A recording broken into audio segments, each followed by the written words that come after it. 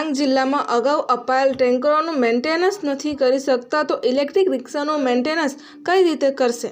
યોજના સફળ કે અસફળ? લાખો રૂપિયાનો ધુમાડો કોને માથે?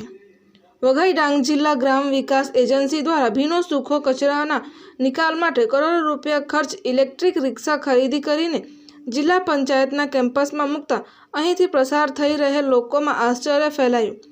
અત્રિયાળ વિસ્તારોમાં ઘરો ઢોળાવ ડુંગરો પર છૂટાછવાયા હોય, રોજિંદા લીલો સૂકો કચરો નીકળતો પણ ન હોય, ત્યારે સરકારી ગ્રાન્ટનો દુરુપયોગ કરવા માટે ઇલેક્ટ્રિક રિક્ષા ખરીદી હોવાની ચર્ચા થઈ રહી છે।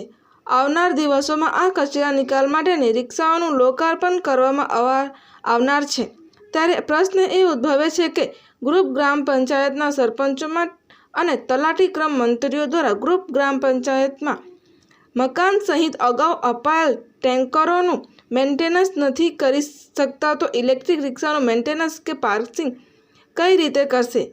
તે અંગે અનેક પ્રશ્નાર્થ સર્જાયા છે। સરકારી ગ્રાન્ટોનો ગેરવહીવટ થયો હોવાનું રાજકીય વિશ્લેષકો કહી રહ્યા છે। તેવા સંજોગોમાં આહવા જિલ્લા ગ્રામ વિકાસ એજન્સીનો મનસ્વી વહીવટ સાથે ડાંગ જેવા ગામડાઓમાં ભીનો સૂકો કચરા માટે કરોડો રૂપિયા ધુમાડો થયો હોય તેની તટસ્થ તપાસ તે જરૂરી બની ગયું છે।